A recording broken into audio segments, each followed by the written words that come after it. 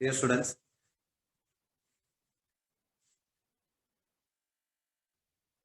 നമ്മൾ കഴിഞ്ഞ ക്ലാസ്സിൽ ഫസ്റ്റ് ചാപ്റ്റർ കംപ്ലീറ്റ് ചെയ്ത് വീണ്ടും ഒന്ന് റിവിഷൻ നടത്തി.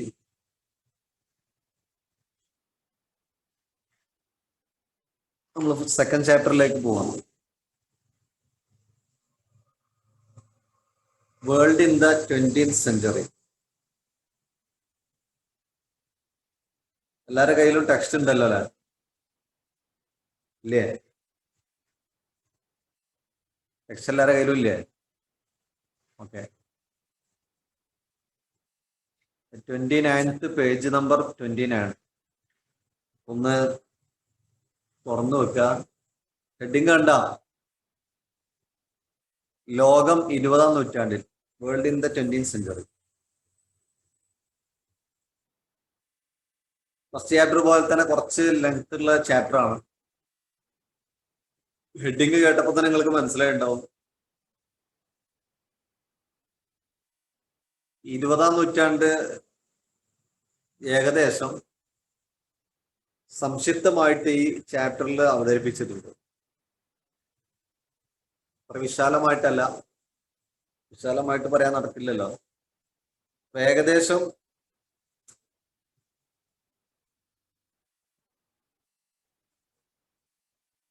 പ്രധാന ഭാഗങ്ങളൊക്കെ ടച്ച് ചെയ്തിട്ട് പോയിട്ടുണ്ട്.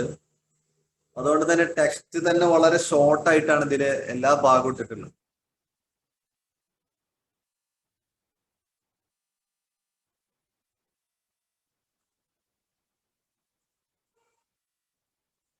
അപ്പോ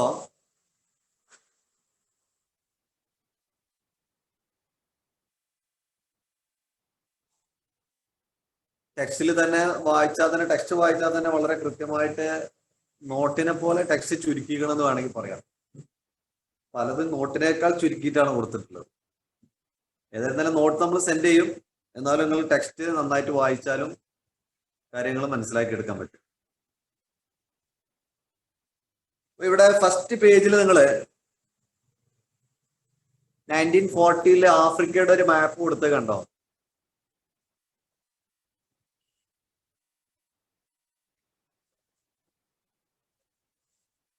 അത്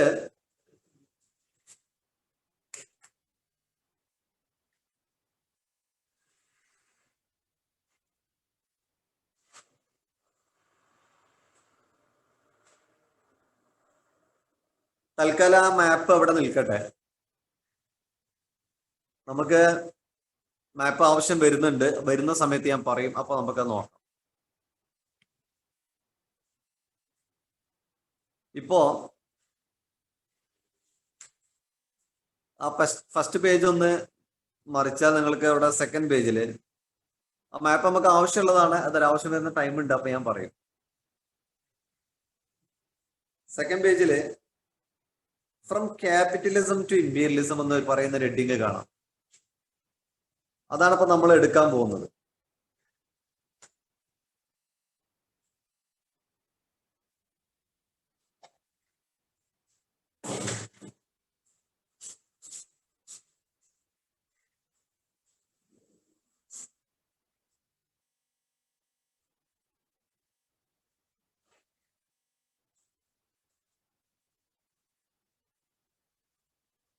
സിനാന് സൗണ്ടൊക്കെ ക്ലിയർ ആണോ? സിനാൻ, സൗണ്ട് ക്ലിയർ അല്ലേ?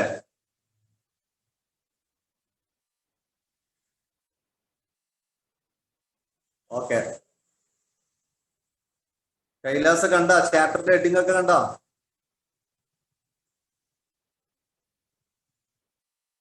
കണ്ടില്ലേ?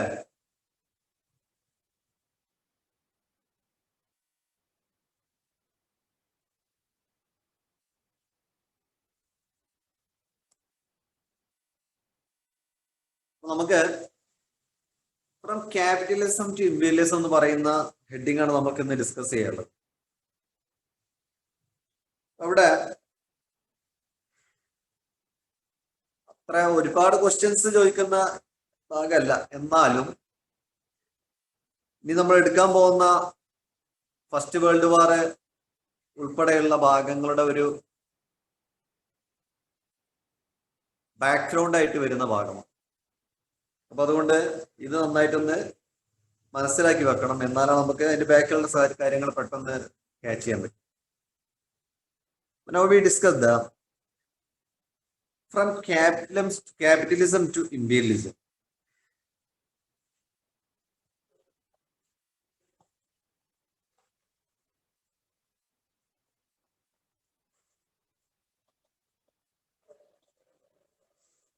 Capitalism to imperialism.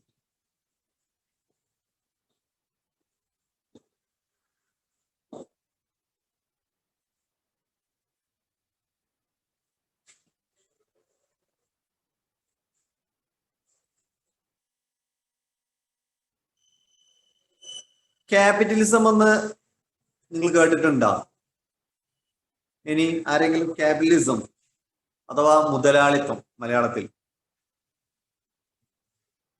Capitalism, socialism, imperialism അങ്ങനെയുള്ള ടേമുകളൊക്കെ കേൾക്കാം. ചിലപ്പോൾ മനസ്സിലായില്ലെങ്കിലും ജസ്റ്റ് കേൾക്കാനുള്ള സാധ്യത ഉണ്ട്. ആരും കേട്ടില്ല?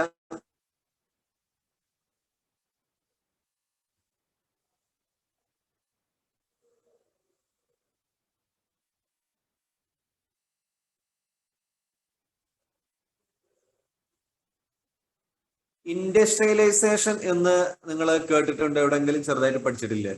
ഇൻഡസ്ട്രിയലൈസേഷൻ അഥവാ വ്യാവസായിക വിപ്ലവം കേട്ടിട്ടുണ്ടോ?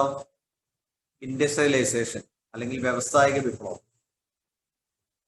പലരും കേട്ടിട്ടുണ്ടാവണം ഇല്ലേ? ചെറിയ ക്ലാസ്സില് ചിലയിടത്ത് ചെറുതായിട്ട് ഡിസ്കസ് ചെയ്ത് പോകുന്നത്. തന്നെ അതുപോലെ 9th നിങ്ങൾ ഫ്യൂഡലിസം പഠിച്ചിട്ടുണ്ട്.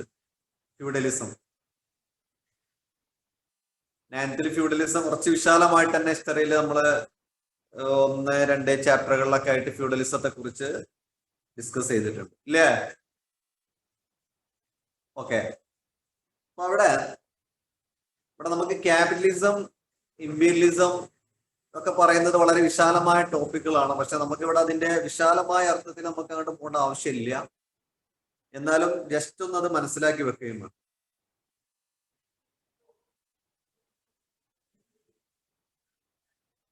ആഫ്റ്റർ ദ മിഡീവൽ പീരീഡ്, നിങ്ങൾ നേരത്തെ പഠിച്ചു, the medieval period is A period of the feudalism.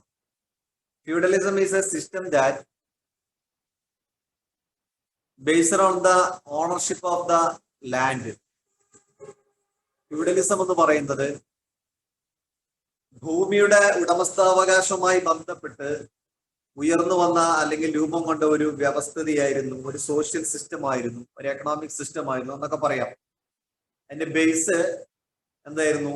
Ownership of the land ആയിരുന്നു. അഥവാ കൃഷിഭൂമിയുടെ ഉടമസ്ഥാവകാശത്തെ അടിസ്ഥാനമാക്കിയിട്ടുള്ള ഒരു സിസ്റ്റം, അതായത് ഫ്യൂഡലിസം എന്ന് നിങ്ങൾ ജസ്റ്റ് പഠിച്ചിട്ടുണ്ടാവും. അപ്പോ മിഡീവൽ പീരീഡ് അവസാനിക്കുന്നതോടെ ഒരു ഏകദേശം 15-ാം നൂറ്റാണ്ട് 16-ാം നൂറ്റാണ്ടുകളാവുന്നതോടുകൂടി യൂറോപ്പിൽ ഫ്യൂഡലിസം മെല്ലെ മെല്ലെ തകരാൻ തുടങ്ങും. ഫ്യൂഡലിസം റീപ്ലേസ് ചെയ്തിട്ട് വരുന്ന പുതിയ വ്യവസ്ഥിതിയാണ് ക്യാപിറ്റലിസം എന്ന് പറയുന്നത്. അതാണ് നമുക്കിവിടെ ആദ്യം പഠിക്കാനുള്ള ഒരു സാധനം, ക്യാപിറ്റലിസം. അപ്പോൾ ഫ്യൂഡലിസം ജസ്റ്റ് ഒന്ന് ശ്രദ്ധിക്കുക. Feudalism is A system based on the ownership of the land എന്ന് നമ്മൾ പറഞ്ഞു. ഭൂമിയുടെ ഉടമസ്ഥാവകാശത്തെ അടിസ്ഥാനമാക്കിയുള്ള ഒരു വ്യവസ്ഥിതിയായിരുന്നു ഫ്യൂഡലിസം. നിങ്ങൾ ഓർക്കുന്നുണ്ടാവും ഫ്യൂഡലിസത്തിന്റെ ഒരു സ്ട്രക്ചർ നിങ്ങളുടെ മനസ്സിൽ വരുന്നുണ്ട്. മറ്റേ ഒരു എന്താണ് പിരമിഡിക്കൽ സ്ട്രക്ചർ നമ്മൾ പഠിച്ചിട്ടുണ്ട്. ഫ്യൂഡൽ ലോർഡ്, പിന്നെ അതുപോലെ തന്നെ എന്താണ് മിഡിൽ ലോർഡ്സ്, ഇടപ്രമുഖന്മാര്, പിന്നെ സെർഫുകള്, അതുപോലെ തന്നെ താഴെ അടിയാളന്മാരായിട്ട് വരുന്ന സെർഫുകൾ, അങ്ങനെയുള്ള ഒരു സിസ്റ്റം. അഥവാ ഭൂമിയുടെ ഉടമസ്ഥാവകാശം പ്രഭുക്കന്മാരുടെ കയ്യില്, അവിടെ ഭൂമി ഇല്ലാത്ത കർഷകർ അവർക്ക് അവരുടെ കൃഷിയിടത്തിൽ കൃഷി ചെയ്യുന്നു. ആ തരത്തിൽ സിസ്റ്റം രൂപപ്പെട്ടു വന്നു. അഥവാ സമൂഹം തന്നെ ആ രൂപത്തിലുള്ള ഒരു വ്യവസ്ഥിതിയിലെ അടിസ്ഥാനമാക്കിയിട്ടാണ് പോയിരുന്നത്. അപ്പൊ ഇത് തകർന്നിട്ട് വരുന്ന പുതിയ സിസ്റ്റമാണ് ക്യാപിറ്റലിസം. ആദ്യം നിങ്ങൾ ഓർത്തു വെക്കുക, ക്യാപിറ്റലിസം ബിഗിൻസ് റീപ്ലേസ് ഫ്യൂഡലിസം. ഫ്യൂഡലിസത്തെ റീപ്ലേസ് ചെയ്തിട്ടാണ് ക്യാപിറ്റലിസത്തിന്റെ വരവ്. അങ്ങനെ യൂറോപ്പിൽ മിഡീവൽ പീരീഡിന്റെ അവസാനത്തോടുകൂടി ഫ്യൂഡലിസം മെല്ലെ അപ്രത്യക്ഷമാവുകയും അവിടെ മുതലാളിത്തം ഉയർന്നു വരികയും ചെയ്യും. അപ്പൊ അതിന്റെ ഒരു തുടക്കം എന്ന് പറയുന്നത് ഈ മുതലാളിത്തത്തിന്റെ ആരംഭത്തിന് ഇടയാക്കുന്ന പ്രധാനപ്പെട്ട സംഭവങ്ങളിൽ ഒന്ന് ഈ ഇൻഡസ്ട്രിയൽ റവല്യൂഷൻ ആയിരുന്നു, അഥവാ വ്യവസായിക വിപ്ലവമായിരുന്നു. വ്യവസായിക വിപ്ലവം നിങ്ങൾ നേരത്തെ പഠിച്ചാണ്, ഞാൻ ഓർമ്മപ്പെടുത്താം. അഥവാ എന്തായിരുന്നു വ്യവസായിക വിപ്ലവം? വ്യവസായിക വിപ്ലവം എന്ന് പറഞ്ഞാൽ എന്താണ്? Industrial revolution. ഉൽപാദന മേഖലയിൽ, വ്യാവസായിക മേഖലയിൽ എന്ത് ചെയ്തു? പുതിയ രീതികളും ടെക്നോളജിയും ഒക്കെ അഡോപ്റ്റ് ചെയ്തു. അതിന്റെ ഫലമായിട്ട് പ്രൊഡക്ഷൻ എന്ത് ചെയ്തു? ഇൻക്രീസ് ചെയ്തു. പുതിയ ടെക്നോളജിയും പുതിയ മെത്തേഡുകളൊക്കെ അഡോപ്റ്റ് ചെയ്തതിന്റെ ഫലമായിട്ട് പ്രൊഡക്ഷനിൽ ഉണ്ടായ ഇൻക്രീസിനെയാണ് നമ്മൾ എന്ത് പറയുന്നത്? ഈ യഥാർത്ഥത്തിൽ ഇൻഡസ്ട്രിയൽ റവല്യൂഷൻ എന്ന് വിളിക്കുന്നത് അല്ലെങ്കിൽ വിശേഷിപ്പിക്കുന്നത്. അപ്പോ ഈ ഇൻഡസ്ട്രിയൽ റവല്യൂഷൻ നിങ്ങൾ നേരത്തെ പഠിച്ച തന്നെയാണ്. ബിഗിൻസ് ഇൻ ഇംഗ്ലണ്ടിലാണ്. Okay, correct. അനിയല്ല. ഓക്കെ, ഇൻഡസ്ട്രിയൽ റവല്യൂഷൻ ഇംഗ്ലണ്ടിലാണ് ആരംഭിച്ചത്. പിന്നീട് അത് this industrial revolution spread to the all over the European countries and all over the world. പിന്നീട് യൂറോപ്പിലെ മറ്റു രാജ്യങ്ങളിലേക്ക് എന്ത് ചെയ്തു? അത് വ്യാപിച്ചു. എന്ത് ചെയ്തു? അങ്ങനെ പിൽക്കാലത്ത് അത് മറ്റു രാജ്യങ്ങളിലേക്ക് വ്യാപിക്കുകയാണ്. അപ്പൊ ഇൻഡസ്ട്രിയൽ റവല്യൂഷന്റെ ഫലമായിട്ട് ഉൽപാദന മേഖലയിൽ വലിയ ഇൻക്രീസ് ആണ് ഉണ്ടാകുന്നത്. അഥവാ നേരത്തെ ഉള്ള ഉൽപാദനത്തിന്റെ വലിയ വർധനവ് തന്നെ ഇതിന്റെ ഫലമായിട്ടുണ്ടാവും. ഇനി ഈ ഇൻഡസ്ട്രിയൽ റവല്യൂഷനുമായി ബന്ധപ്പെട്ടുകൊണ്ടാണ് പുതിയ നമ്മളിവിടെ പരിചയപ്പെടാൻ പോകുന്ന ക്യാപിറ്റലിസത്തിന്റെ വരവെന്ന് പറയും. വാട്ട് ഈസ് ക്യാപിറ്റലിസം എന്ന് പറഞ്ഞാൽ അതിന് ധാരാളം ഡെഫിനിഷൻസ് നമുക്ക് പറയാം. പക്ഷെ ഇവിടെ നിങ്ങളെ പുസ്തകത്തിൽ പ്രധാനമായിട്ടും സൂചിപ്പിച്ച രൂപത്തിലുള്ള കാര്യങ്ങൾ മാത്രമാണ് ഞാനിവിടെ പറയാൻ ശ്രമിക്കുന്നത്. കാരണം ക്യാപിറ്റലിസം വിശദമായിട്ട് ചർച്ച ചെയ്യാൻ വേണ്ടി ഒരു പീരീഡ് അതിന് തന്നെ വേണ്ടി വരും. അത് നമുക്ക് ആവശ്യമില്ല. അപ്പോ വാട്ട് ഈസ് ക്യാപിറ്റലിസം എന്നതിന് നിരവധി ഡെഫിനിഷൻസ് നമുക്ക് പറയാം.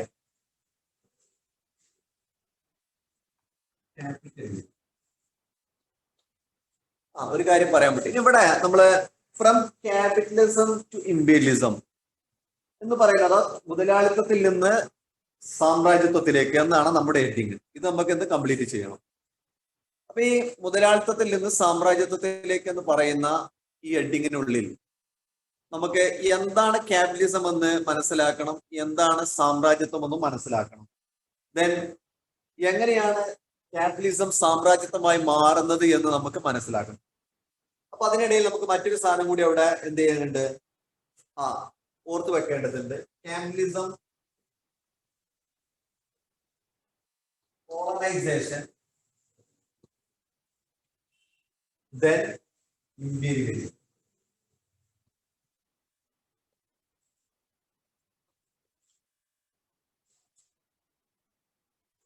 എങ്ങനെയാണ് ക്യാപിറ്റലിസത്തിൽ നിന്ന് കോളനൈസേഷനിലൂടെ ഇംപീരിയലിസത്തിലേക്ക് പോകുന്നത് എന്നാണ് നമ്മൾ ഇന്ന് ഡിസ്കസ് ചെയ്യുന്നത്. ഞാൻ പറഞ്ഞു, capitalism is A economic system in which the production and distribution are controlled by the capitalists with the aim of increasing profit. നിങ്ങൾ ഈ ഡെഫിനേഷൻ ഒന്ന് പഠിച്ചു വെക്കണം. ഞാൻ ഫ്രം ക്യാപിറ്റലിസം ടു ഇംപീരിയലിസം എന്ന് പറയുന്ന ഹെഡിങ്ങിന് താഴെ ഒരു ചെറിയൊരു പാരഗ്രാഫ് കാണാം. അതിനൊരു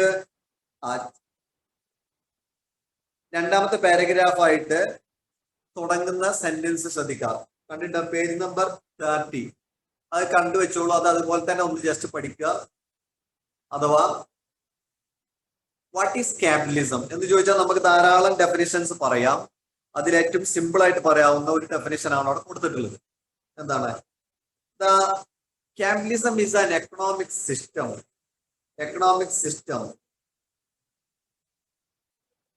in which the production and the distribution are controlled by the capitalist with the aim to increase profit. മനസ്സിലായല്ലോ? The capitalism is a economic system in which the production and distribution. What is production and distribution? Production and distribution എന്ന് പറഞ്ഞാൽ ഉൽപാദനവും വിതരണവും. അവിടെ ഉൽപാദനം വിതരണം എന്ന് പറയുമ്പോൾ നിങ്ങൾ ഓർത്തു വെക്കുക, ഉൽപാദനവും വിതരണവും എന്ന് പറയുന്നത് എന്താണ്? യഥാർത്ഥത്തിൽ അത് സാമ്പത്തിക പ്രവർത്തനത്തിന്റെ ബേസ് ആണ്, അഥവാ എക്കണോമിക് ആക്ടിവിറ്റീസ് എന്ന് പറയുന്നതിന്റെ ബേസ് ആണ് ഈ പ്രൊഡക്ഷൻ ആൻഡ് ഡിസ്ട്രിബ്യൂഷൻ, ഉൽപാദനം വിതരണം. ഈ ഉൽപാദനം വിതരണമാണ് നമ്മുടെ സാമ്പത്തിക പ്രവർത്തനത്തിന്റെ ബേസ്, അല്ലെങ്കിൽ സമ്പത്ത് ഉണ്ടാക്കുന്നതിന്റെ ബേസ് എന്ന് പറയുന്നത്. ഇത് എല്ലാ കാലത്തും എന്താണ് ഈ എക്കണോമിക് ആക്ടിവിറ്റി നടന്നുകൊണ്ടിരിക്കുന്നത് പ്രൊഡക്ഷൻ ഡിസ്ട്രിബ്യൂഷൻ ഉണ്ടാവും. ഈ പ്രൊഡക്ഷൻ ഡിസ്ട്രിബ്യൂഷന്റെ രൂപഭാവങ്ങളിൽ വരുന്ന വ്യത്യാസങ്ങളിലൂടെയാണ് യഥാർത്ഥത്തിൽ ഈ ഫ്യൂഡലിസം, ക്യാപിറ്റലിസം, സോഷ്യലിസം തുടങ്ങിയ സാധനങ്ങളൊക്കെ മാറി മാറി വരുന്നത്. അപ്പോ ഞാൻ പറഞ്ഞു എന്താണ്, capitalism is an economic system in which the production and distribution are controlled by the capitalist. Controlled by the capitalist എന്ന് പറഞ്ഞാൽ മുതലാളിമാർ ഉൽപാദനവും വിതരണവും നിയന്ത്രിക്കുന്ന ഒരു സാമ്പത്തിക വ്യവസ്ഥിതിയാണ്. ഇനി അത് മാത്രം പോരാ, അതിന്റെ തൊട്ട് കൂടെയുള്ള ഈ സെന്റൻസ് വളരെ പ്രധാനമാണ്. എന്താണത്? With the aim to increase profit. With the aim to increase profit അഥവാ മുതലാളിമാര് സാമ്പത്തിക പ്രവർത്തനങ്ങൾ നിയന്ത്രിക്കുന്നു എന്ന് പറയുമ്പോൾ what is the aim of the capitalist? എന്താണ് മുതലാളിയുടെ ലക്ഷ്യം? മുതലാളിയുടെ ലക്ഷ്യം എന്ന് പറയുന്നത് increase the profit.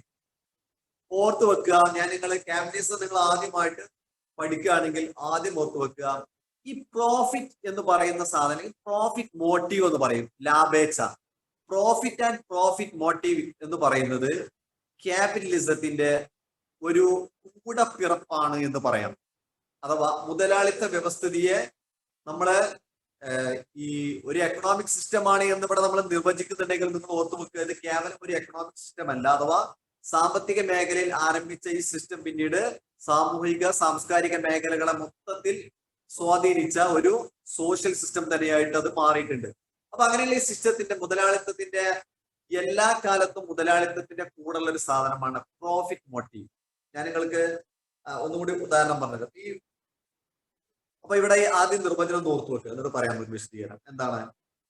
The capitalism is A economic system in which the production and distribution controlled by the capitalists with the aim of the increase of the profit. ലാഭം വർദ്ധിപ്പിക്കുക എന്ന ലക്ഷ്യത്തോടെ ഉൽപാദനവും വിതരണവും മുതലാളിമാർ നിയന്ത്രിക്കുന്ന ഒരു വ്യവസ്ഥിതിയാണ് ക്യാപിറ്റലിസം. മനസ്സിലായല്ലോ? ഈ മുതലാളിമാർ നിയന്ത്രിക്കുന്ന എന്നതിന് സാധാരണ നമ്മൾ ഉപയോഗിക്കുന്ന മറ്റൊരു പദം എന്ന് പറയുന്നത് controlled by the private ownership എന്നാണ്. നിങ്ങൾ ഓർത്തു വെക്കുക, പുസ്തകത്തിൽ ഇല്ലെങ്കിലും പ്രൈവറ്റ് ഓണർഷിപ്പ് അഥവാ മുതലാളിത്തം എന്ന് പറയുന്നതില് സാമ്പത്തിക പ്രവർത്തനങ്ങളുടെ നിയന്ത്രണം ആരെ കയ്യിലായിരിക്കും? പ്രൈവറ്റ് ഓണർഷിപ്പ് എന്ന് പറഞ്ഞാൽ സ്വകാര്യ വ്യക്തികളുടെ കയ്യിൽ.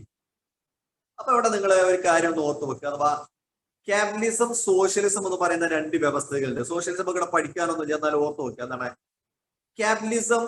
ഞാൻ നേരത്തെ പറഞ്ഞ ഫ്യൂഡലിസത്തെ റീപ്ലേസ് ചെയ്തിട്ട് ക്യാപിറ്റലിസം വന്നു. അഥവാ ഫ്യൂഡലിസത്തിൽ ഉൽപാദനം നിയന്ത്രിച്ചിരുന്ന ആളാണ് പ്രഭുക്കന്മാരായിരുന്നു. ശ്രദ്ധിക്കുക, അവിടെ ഉടമകളും അടിമകളും ലോർഡ്സ് ആൻഡ് സെർഫ്സ് ആണ് ഉണ്ടായിരുന്നത്. ഉൽപാദന പ്രക്രിയയിലെ ബേസ് എന്ന് പറയുന്നത് ആരായിരുന്നു? ലോർഡ്സ് ആൻഡ് സെർഫ്സ് ആയിരുന്നു. അഥവാ ലോർഡ്സ് എന്ന് പറയുന്നത് എന്താണ്? ഉടമകള്, അതുപോലെ തന്നെ ഈ അടിയാളന്മാര്. മനസ്സിലായല്ലോ? അവരാണ് ഉൽപാദനം നിയന്ത്രിച്ചത്. ഈ ഫ്യൂഡലിസം കഴിഞ്ഞിട്ട് ക്യാപിറ്റലിസം വരുന്ന സമയത്ത് ഉൽപാദനത്തിലെ രണ്ട് വിഭാഗങ്ങൾ വരുന്നുണ്ട്. ആരൊക്കെയാണ്? Two classes. One is the capitalist and the proletariat or the laborers. അഥവാ മുതലാളിയും തൊഴിലാളിയും. ഇവിടെ മുതലാളിയാണ് നിയന്ത്രിക്കുന്നത്, തൊഴിലാളിയാണ് ജോലി ചെയ്യുന്നത്. ശ്രദ്ധിച്ചു വെക്കുക. ഞാൻ പറഞ്ഞു വന്നത്, അഥവാ ഈ മുതലാളിത്തത്തിന്റെ ബേസ് എന്ന് പറയുന്നത് ഈ പ്രൈവറ്റ് ഓണർഷിപ്പ് ആണ്, അഥവാ ഓണർഷിപ്പ് ഓഫ് ദ ക്യാപിറ്റലിസ്റ്റ് എന്നാണ് അതിന്റെ അർത്ഥം. മുതലാളിമാരുടെ നിയന്ത്രണമാണ്, അഥവാ സ്വകാര്യ വ്യക്തികളുടെ നിയന്ത്രണമായിരിക്കും.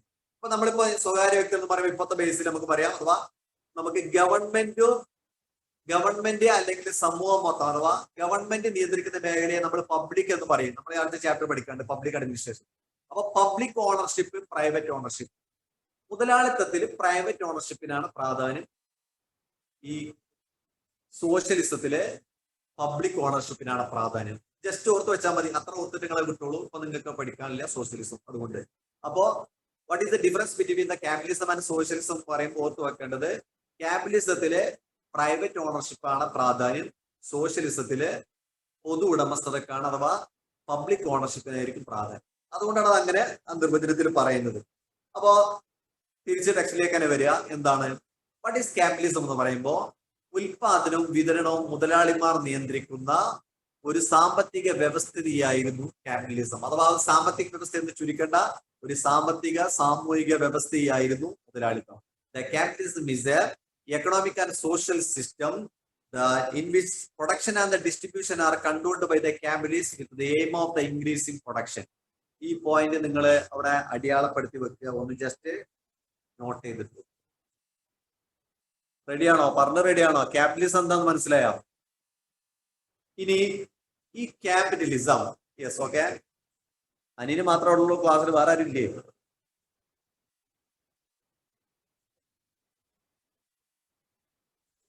യെസ്. ഇനി ശ്രദ്ധിക്കാം, ഈ പറയുന്ന ക്യാപിറ്റലിസം, നമ്മൾ പറയുന്ന ഈ മുതലാളിത്തം യൂറോപ്പിലെ ഉയർന്നു വരുന്നത്, ഡെവലപ്പ് ചെയ്യുന്നത് ഇൻഡസ്ട്രിയൽ റവല്യൂഷന്റെ ഭാഗമായിട്ടാണ്, അഥവാ വ്യാവസായിക വിപ്ലവത്തിന്റെ ഭാഗമായിട്ടാണ്. വ്യാവസായിക വിപ്ലവത്തിന്റെ ഭാഗമായിട്ടാണെന്ന് പറഞ്ഞാൽ, വ്യാവസായിക വിപ്ലവം വരുന്നതോടുകൂടി ഉൽപാദന പ്രക്രിയ എന്താവുന്നു? പണ്ടത്തെ നമ്മുടെ സിസ്റ്റത്തിൽ നിന്ന് മാറുന്നു, വലിയ മെഷീനറികൾ വരുന്നു. അഥവാ ഞാൻ പെട്ടെന്ന് നിങ്ങൾക്ക് മനസ്സിലാൻ വേണ്ടി പറയാണ്, മെഷീനറികൾ വരുന്നു. ഫോർ എക്സാമ്പിൾ, ഇപ്പൊ നമ്മള് ഇൻഡസ്ട്രിയൽ റവല്യൂഷൻ ആദ്യം ആരംഭിച്ചത് ടെക്സ്റ്റൈൽസ് ഇൻഡസ്ട്രീസിലാണ്, ഇംഗ്ലണ്ടിൽ, അഥവാ വസ്ത്രനിർമ്മാണത്തിലാണ്. അപ്പൊ ആദ്യം വസ്ത്രം നിർമ്മിച്ചിരുന്നത് എന്തായിരുന്നു? നിങ്ങൾക്കറിയാം, ഗാന്ധിജിയുടെ ആ ചരക്ക് അങ്ങനെ തുറന്നിരിക്കണം, വീട്ടിൽ ഇരുന്നിട്ട് ഇങ്ങനെ തിരിച്ചുണ്ടാക്കുന്ന സാധനം ഉണ്ടല്ലോ, ഇതുപോലെ വീടുകളിൽ വെച്ചിട്ടാണ് ആദ്യം യൂറോപ്പിലും എന്ത് ചെയ്തിരുന്നത്? ഉൽപാദനം നടത്തിയിരുന്നത്. എന്നാൽ വലിയ മെഷീനറി വരുന്നു, ഉൽപാദനം നേരെ ഫാക്ടറിയിലേക്ക് മാറുന്നു. ശ്രദ്ധിക്കാം, വീട്ടിൽ ഉൽപാദനം നടത്തിയിരുന്ന ഉൽപാദനം ഫാക്ടറിയിലേക്ക് മാറുന്നു, ഉൽപാദനത്തിന് ഇടമായിട്ട് ഫാക്ടറികൾ മാറുന്നു, ഫാക്ടറിക്ക് മുതലാളി ഉണ്ടാവുന്നു, ഫാക്ടറിയിൽ പണി ചെയ്യുന്ന തൊഴിലാളി ഉണ്ടാവും. മറ്റേത് വീട്ടില് ഈ യന്ത്രം വെച്ചിട്ട് ഉൽപാദിപ്പിക്കുന്ന ആൾ തന്നെയാണ് മുതലാളി, അവിടെ അയാൾ തന്നെയാണ് യന്ത്രം, അയാൾ കുറച്ചുണ്ടാക്കും, അത് വിൽക്കും, അയാൾ ചെയ്യും. ഈ സിസ്റ്റം അങ്ങോട്ട് മാറുകയാണ്, അഥവാ ക്യാപിറ്റലിസത്തിലേക്ക് മാറി വരുന്നു. ഫാക്ടറികൾ വരുന്നു. ഫാക്ടറികൾ എന്ന് പറയുന്ന വലിയ മുതലാളിമാരുടെ കയ്യിലാണ് ഈ ഫാക്ടറികൾ വരുന്നത്. അവിടെ ജോലി ചെയ്യാൻ വേണ്ടി തൊഴിലാളികൾ വരുന്നു. അങ്ങനെ ഞാൻ നേരത്തെ പറഞ്ഞ രണ്ട് ക്ലാസുകൾ, അഥവാ ഈ ക്യാപിറ്റലിസ്റ്റ് എന്ന് പറയുന്ന ക്ലാസും പ്രോലിറ്റേറിയറ്റ് എന്ന് പറയുന്ന അല്ലെങ്കിൽ ലാബേഴ്സ് എന്ന് പറയുന്ന ക്ലാസും രൂപപ്പെട്ടു വരുന്നത്. രണ്ട് വിഭാഗം വരും. അങ്ങനെയാണ് ഈ സിസ്റ്റം വരുന്നത്. അഥവാ വ്യവസായ വിപ്ലവത്തിന്റെ ഫലമായിട്ട് എന്ന് പറയുമ്പോൾ ഉൽപാദന മേഖല എല്ലാം മാറുന്നു, അതിനനുസരിച്ച് സൊസൈറ്റിയും മാറുന്നു. അപ്പൊ നേരത്തെ ഉണ്ടായിരുന്ന ലോഡ്, സെർഫ് എന്ന് പറയുന്ന സാധനങ്ങളൊക്കെ പോകുന്നു, അഥവാ അടിയാളൻ കൃഷിഭൂമിയൊക്കെ ബേസ് ചെയ്തിട്ടുള്ള സോഷ്യൽ സിസ്റ്റം മാറുന്നു. ഫാക്ടറിയും മുതലാളിയും തൊഴിലാളിയും അടങ്ങുന്ന ഒരു പുതിയ സിസ്റ്റത്തിലേക്ക് സൊസൈറ്റി മാറും. അത്ര ഓർത്തു വെക്കും. ഇനി ഇവിടെ നമ്മൾ ഓർത്തു വെക്കുന്നത്, നമ്മുടെ ചർച്ച എന്താണ്? From capitalism to imperialism. നമുക്ക് ഇമ്പീരിയലിസത്തിലേക്ക് ആണ് എത്താനുള്ളത്. കാരണം ഈ ചാപ്റ്റർ നമ്മൾ ബേസ് ചെയ്ത് കിടക്കുന്നത് ഇമ്പീരിയലിസത്തിലാണ്. അതുകൊണ്ട് തന്നെ ഇമ്പീരിയലിസം പറഞ്ഞിട്ടേ നമുക്ക് ഇന്ന് അവസാനിപ്പിക്കാൻ പറ്റൂ. യെസ്. അപ്പോ ക്യാപിറ്റലിസം യൂറോപ്പിൽ ഉയർന്നു വന്നു. ഇനി എന്താണ് ക്യാപിറ്റലിസത്തിന്റെ ഭാഗമായിട്ട് സംഭവിക്കുന്നത്? ഞാൻ നേരത്തെ അങ്ങോട്ട് പറഞ്ഞു, എന്താണ്? The small scale industries shifted to the large scale industries, and the capitalists they invested their wealth to the production field. ഉൽപാദന മേഖലയിലെ മുതലാളിമാര് പണം ഇറക്കാൻ തുടങ്ങി, വലിയ ഫാക്ടറികൾ വന്നു തുടങ്ങി, ഉൽപാദന മേഖല മാറുന്നു, ഉൽപാദനം വർദ്ധിക്കുന്നു. ഉൽപാദനം വർദ്ധിച്ച് നമുക്ക് ഇംഗ്ലണ്ടിൽ തന്നെ ഉദാഹരണമായിട്ട് എടുക്കാം. ഞാൻ നേരത്തെ പറഞ്ഞ ഉദാഹരണം തന്നെ തിരിച്ചു കൊണ്ടുവരാം. അഥവാ നമ്മൾ പറഞ്ഞു, ആദ്യം ഇൻഡസ്ട്രിയൽ റവല്യൂഷൻ ആരംഭിച്ചത് എന്താണ്? ടെക്സ്റ്റൈൽസ് ഇൻഡസ്ട്രീസിലാണ്. അപ്പൊ നമ്മളിപ്പോ ഇംഗ്ലണ്ടിലേക്ക് പോകുന്നു. ഇംഗ്ലണ്ടിലെ ടെക്സ്റ്റൈൽസ് ഇൻഡസ്ട്രീസിലെ ഉൽപാദന മേഖല നിങ്ങൾ നേരത്തെ പഠിച്ചിട്ടുണ്ടാവും. പല സാധനങ്ങൾ, പല പല എന്താണ്, സ്പിന്നിങ് ജെന്നി, മ്യൂള്, അങ്ങനെ എന്താണ്, പിന്നെ ഫ്ലൈങ് ഷട്ടിൽ, അങ്ങനെ തുടങ്ങിയ കുറെ യന്ത്രങ്ങളൊക്കെ കണ്ടുപിടിക്കുന്നതൊക്കെ നിങ്ങൾ നേരത്തെ ക്ലാസ്സിൽ പഠിച്ചിട്ടുണ്ട്, ചെറിയ ക്ലാസ്സിൽ. അതൊക്കെ കണ്ടുപിടിക്കുന്നതിന്റെ ഫലമായിട്ട് ഉൽപാദന പ്രക്രിയ, ഉൽപാദന മേഖല എന്ന് പറഞ്ഞതൊക്കെ ടെക്സ്റ്റൈൽസ് ഇൻഡസ്ട്രീസുമായി ബന്ധപ്പെട്ടാണ് ആദ്യം വരുന്നത്. ആ മേഖലയിൽ വലിയ മാറ്റം ഉണ്ടാവും. ഫോർ എക്സാമ്പിൾ, എന്ത് ചെയ്യും? സ്വാഭാവികമായിട്ടും പ്രൊഡക്ഷൻ ഇൻക്രീസ് ചെയ്യുന്നു. പ്രൊഡക്ഷൻ ഇൻക്രീസ് ചെയ്യുന്ന നമുക്കൊരു ഉദാഹരണം എടുക്കാം. ഇംഗ്ലണ്ടില് നേരത്തെ ഒരു ദിവസം ഒരു എന്താണ്, പിന്നെ വസ്ത്ര നിർമ്മാണക്കാരൻ വീട്ടിലിരുന്നിട്ട് ഇങ്ങനെ ചുറ്റിയിട്ട് വസ്ത്രം ഉണ്ടാക്കിയാൽ, അപ്പൊ ഒരു ദിവസം വൈകുന്നേരം അവള് ചുറ്റിയിരുന്നാലും ചിലപ്പോൾ എത്ര ഒരു 10 മീറ്റർ ഡ്രസ്സ് അയാൾക്ക് നിർമ്മിക്കാൻ പറ്റും. എന്നാൽ ഇപ്പോ അതേ ഒരാള് അയാളുടെ അധ്വാനം ഫാക്ടറിയിലേക്ക് മാറ്റുന്നതോടുകൂടി അയാൾ ഒരു ദിവസം 1000 മീറ്റർ ഡ്രസ്സ് നിർമ്മിക്കുകയാണ്. അപ്പൊ ഉൽപാദന മേഖല വൻതോതിൽ വളരുന്നു. സ്വാഭാവികമായിട്ട് നമുക്ക് ആലോചിച്ചറിയാം, ഈ വസ്ത്രം എല്ലാം കൂടി ബ്രിട്ടീഷുകാര് മാത്രം ഉപയോഗിച്ചാൽ തീരൂല, അവരെല്ലാം കൂടി സാരി ഇട്ടാലും എന്ത് ചെയ്യൂല. ഈ ഉൽപാദനം ഇംഗ്ലണ്ടിൽ മാത്രം ഈ വസ്ത്ര നിർമ്മാണ രംഗത്ത് ഉണ്ടാകുന്ന ഇൻക്രീസ് പ്രൊഡക്ഷൻ അവർക്ക് ഉപയോഗിച്ച് തീർക്കാൻ കഴിയും. അപ്പൊ സ്വാഭാവികമായിട്ട് എന്ത് ചെയ്തു, പെട്ടെന്ന് നമുക്ക് പോവാം. സ്വാഭാവികമായിട്ട് ഇംഗ്ലണ്ടിൽ എന്ത് ചെയ്യും, തൊട്ടപ്പുറത്തുള്ള രാജ്യത്തേക്ക് കയറ്റുമതി ചെയ്യും. കാരണം മറ്റുള്ള രാജ്യങ്ങളിലൊന്നും അപ്പൊ ഇൻഡസ്ട്രിയലൈസേഷൻ വന്നിട്ടില്ല. പക്ഷെ കുറച്ച് കഴിയുമ്പോഴേക്കും അവർ ഫ്രാൻസിലേക്ക് കയറ്റുമതി ചെയ്യുന്ന പരിപാടി നടക്കില്ല. കാരണം എന്താ, കുറച്ച് കഴിയുമ്പോൾ ഫ്രാൻസിൽ ഇൻഡസ്ട്രിയലൈസേഷൻ നടക്കുന്നു, ഫ്രാൻസിലും ഉൽപാദന വർധനം ഉണ്ടാകുന്നു, ഓർക്കും വേണ്ട ഉൽപാദനം. അപ്പൊ പിന്നെ ഇംഗ്ലണ്ടിൽ നിന്ന് ഫ്രാൻസിൽ ഇംഗ്ലണ്ടിൽ കയറ്റി അയക്കാൻ പറ്റില്ല. ഉറപ്പാണല്ലോ, യൂറോപ്പിലെ എല്ലാ രാജ്യങ്ങളും വ്യവസായ വിപ്ലവത്തിലേക്ക് പോകുന്നു. സ്വാഭാവികമായിട്ടും അവർക്ക് എന്ത് ആവശ്യമായി വരുന്നു, ഇത് വിറ്റയിക്കാൻ പുതിയ ഇടങ്ങൾ വേണ്ടി വരുന്നു. ഓർത്തു വെക്കുക, നമ്മൾ നെക്സ്റ്റ് സ്റ്റെപ്പിലേക്ക് പോരുകയാണ്. Many nations produced more than they needed. പുസ്തകത്തിൽ തന്നെ കൊടുത്തു കാണാം, many nations produced more than they needed. എല്ലാ രാജ്യങ്ങളും അവർക്ക് ആവശ്യമുള്ളതിന്റെ അപ്പുറം 10 മടങ്ങ് ഉൽപ്പാദിപ്പിച്ചു കൂട്ടുകയാണ്. And more than they could accommodate in their domestic material market. Because അതുകൊണ്ട് തന്നെ എന്താണ്, അവരുടെ ഡൊമസ്റ്റിക് മാർക്കറ്റിൽ, അവരുടെ ആഭ്യന്തര കമ്പോളത്തിൽ ഇതിനെ അവർക്ക് ഉൾക്കൊള്ളാൻ കഴിയാതെയായി. ഇങ്ങനെ ഉൾക്കൊള്ളാൻ കഴിയാതായപ്പോൾ എന്ത് ചെയ്തു അവരെന്ത്, these over production of the surplus production forced them to search for new markets. സ്വാഭാവികമായിട്ടും മുതലാളിമാർ ഉത്പാദിപ്പിച്ചു കൂട്ടുന്ന ഉൽപ്പന്നങ്ങൾ വിറ്റഴിക്കാൻ ഈ രാജ്യങ്ങളിലെ മുതലാളിമാരും കച്ചവടക്കാരും അഥവാ ഈ രാജ്യങ്ങളും വേറെ മാർക്കറ്റുകൾ അന്വേഷിക്കാൻ തുടങ്ങി. സ്വാഭാവികമാണ്, മാർക്കറ്റ് അന്വേഷിക്കും, അങ്ങനെ തന്നെയാണ്. അല്ലാതെ ഉൽപ്പാദിപ്പിച്ചു കൂട്ടുന്നത് എന്തിനാണ്, വീട്ടിൽ വെക്കാനല്ലല്ലോ, ലാഭം ഉണ്ടാക്കലാണ് ലക്ഷ്യമെന്ന് ഞാൻ നേരത്തെ പറഞ്ഞിട്ടുണ്ട്. അത് നിങ്ങൾ എന്നും ഓർക്കുക. മുതലാളിത്തം എന്ന് കാണുമ്പോൾ അതിന്റെ കൂടെ തന്നെ എന്തുണ്ടാവും, ലാഭം എന്ന് പറയുന്ന മോട്ടീവ് ഉണ്ടാവും. അല്ലാതെ മുതലാളിത്തം ഒരിക്കലും നിലനിൽക്കുകയില്ല. അപ്പോ ഈ ഉൽപാദനം വർദ്ധിപ്പിക്കുന്നത് വിറ്റഴിച്ച് ലാഭം ഉണ്ടാക്കണം എന്നായിരിക്കും അവരുടെ മോഹം. അതുകൊണ്ട് തന്നെ എന്ത് ചെയ്യും, അവര് പുതിയ മാർക്കറ്റുകൾ അന്വേഷിക്കാൻ തുടങ്ങി. അങ്ങനെയാണ് the search for the market by the industrialized countries in Europe led to competition among them and they search for the new market in the different part of the world. അങ്ങനെയാണ് ലോകത്തിന്റെ പല ഭാഗത്തും പുതിയ മാർക്കറ്റുകൾ തേടി യൂറോപ്യന്മാര് അറ്റ്ലാന്റിക് സമുദ്രത്തിലൂടെ നമ്മുടെ mister Vasco da gamma കപ്പലെടുത്ത് പോകുന്നത് ഓർമ്മണ്ടല്ലോ അല്ലേ? അങ്ങനെ കൊളംബസും വാസ്കോഡ ഗാമയും ഉൾപ്പെടുന്ന സഞ്ചാരികളൊക്കെ ഇത് വിറ്റയിക്കാൻ പുതിയ ഇടങ്ങൾ എവിടെയാണെന്ന് അന്വേഷിച്ചിട്ടാണ് എന്ത് ചെയ്യുന്നത്, യൂറോപ്പിൽ നിന്ന് അറ്റ്ലാന്റിക് സമുദ്രത്തിലേക്ക് ചാടുന്നത്. ഓക്കെ, അങ്ങനെ അവരുടെ അന്വേഷണം അവസാനം എവിടെ എത്തി നിങ്ങൾക്ക് കുറച്ചൊക്കെ അറിയാം. അപ്പൊ ഓർത്ത് വെക്കുക. ദെൻ മുഹമ്മദ് ആഷിം ക്ലിയർ ആണോ, കേൾക്കുന്നുണ്ടോ? ആഷിം ക്ലിയർ അല്ലേ? Okay, yes. ഇനി അപ്പൊ അവിടെയാണ് നമ്മുടെ രണ്ടാമത്തെ സാധനം വരുന്നത്. ശ്രദ്ധിക്കുക, ഞാൻ ഇങ്ങോട്ട് പറഞ്ഞു ക്യാപിറ്റലിസം ശക്തമായി യൂറോപ്പിൽ ഉൽപാദനം വർദ്ധിച്ചു എന്ന് മാത്രമല്ല, ഇംഗ്ലണ്ട് പോലെയുള്ള രാജ്യങ്ങളിൽ ഉൽപാദനം കെട്ടിക്കിടക്കാൻ തുടങ്ങി. ഇത് പുതിയ ഇടങ്ങളിലേക്ക് കൊണ്ടുപോകല് അവർക്ക് അത്യാവശ്യമായി, പുതിയ മാർക്കറ്റുകൾ ആവശ്യമായിരുന്നു. ഇനി the European capitalist countries they search for the new markets in the different part of the world. ലോകത്തിന്റെ പല ഭാഗങ്ങളിൽ പുതിയ മാർക്കറ്റുകൾക്ക് വേണ്ടി ഇവര് അന്വേഷണം ആരംഭിക്കുകയാണ്. എന്നിട്ട് എന്ത് സംഭവിച്ചു? These Europeans they established the trade relation with the Asian, African and Latin American countries. നമ്മൾ നേരത്തെ പഠിച്ചറിഞ്ഞ പോലെ അവര് ഏഷ്യയിലേക്കും ആഫ്രിക്കയിലേക്കും ലാറ്റിൻ അമേരിക്കയിലേക്കും പുതിയ മാർക്കറ്റുകൾ തേടി വന്നു.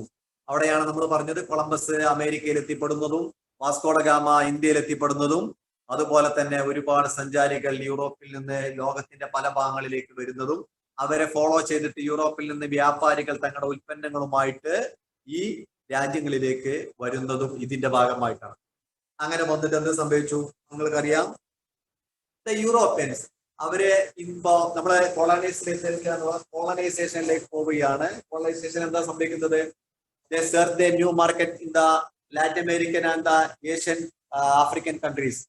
They invented the new nations and the new continents.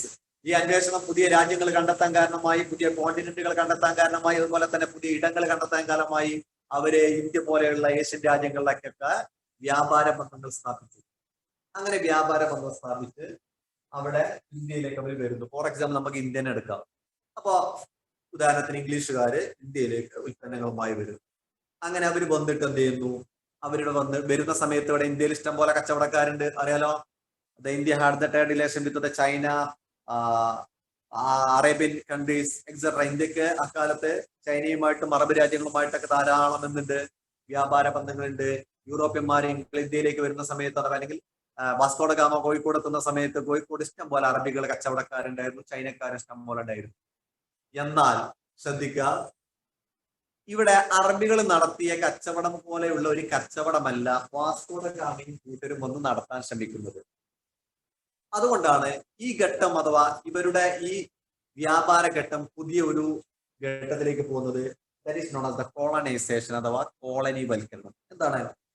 The capitalist countries of in Europe, they used the political power and the military forces. Political power and the military forces, the European countries economically exploited the nations in Asia, Africa, and Latin America. These countries laterly known as the colonies of the European countries, and this process is known as the colonization. So the European capitalist countries, they used the political power and the military forces. Vasco da gamma കോഴിക്കോട്ട് വന്ന് കച്ചവടം നടത്താൻ വേണ്ടി ശ്രമിക്കുന്നു. Vasco da gamma വരുന്നതിന് മുമ്പ്, നൂറ്റാണ്ടുകൾക്ക് മുമ്പ് അറബികൾ വന്ന് കച്ചവടം ചെയ്യുന്നു. രണ്ടും കച്ചവടമാണ്. പക്ഷെ വ്യത്യാസം എന്താ അറിയോ? എന്താ? ഗാമേട്ടൻ വന്നിട്ട് പറയുന്നത്, നമുക്ക് വേറെ ചാപ്റ്ററിൽ വരുന്നുണ്ട്, അഥവാ പറയുന്നത് എന്താണ്? സാമൂതിരിയോട് കോഴിക്കോട് കച്ചവടം ഞങ്ങൾക്ക് മാത്രം എടുക്കണം, ഇവിടെ നിന്ന് എല്ലാ അറബികളും ഒഴിവാക്കണം, ഇവിടെ ഒരു അറബികളും വേണ്ട, ചൈനക്കാരും വേണ്ട, എല്ലാം കൂടി ഞങ്ങൾക്ക് വേണം.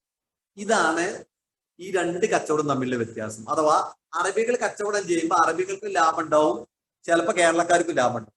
പക്ഷെ ഇംഗ്ലീഷുകാരായിട്ട് കച്ചവടം ചെയ്യുമ്പോൾ ഓൽക്ക് മാത്രമേ ലാഭം ഉണ്ടാവുള്ളൂ. എന്താ കാര്യം അറിയാം? ഓൽക്ക് മാത്രം ലാഭം ഉണ്ടാവുന്നതെന്ന് പറഞ്ഞാൽ അത് ഒരു ഫോഴ്സ്ഡ് ട്രേഡ് ആണ്. അഥവാ അവർ പറയുന്ന വിലക്ക് സാധനങ്ങൾ നമ്മൾ വാങ്ങുന്ന തരത്തിലുള്ള ഒരു കച്ചവടമാണ് അവരിവിടെ നടത്തുന്നത്. അതിനവർ എന്തുപയോഗിക്കുന്നു? അവരുടെ പൊളിറ്റിക്കൽ പവർ ഉപയോഗിക്കുന്നു, അവരുടെ മിലിറ്ററി ഫോഴ്സ് ഉപയോഗിക്കുന്നു.